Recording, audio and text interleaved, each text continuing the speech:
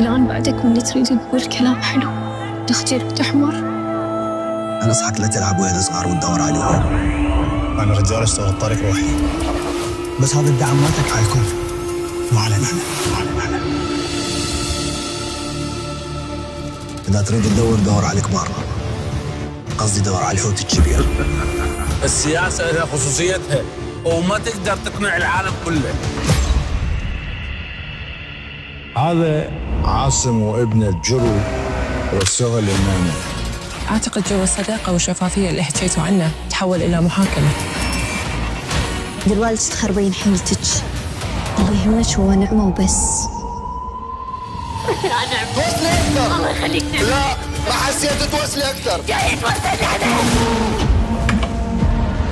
راح أسولف كل اللي تريده، بس في البداية عندي شرط لازم تقبله. ابن الباشا على MBC العراق. رمضان يجمعنا.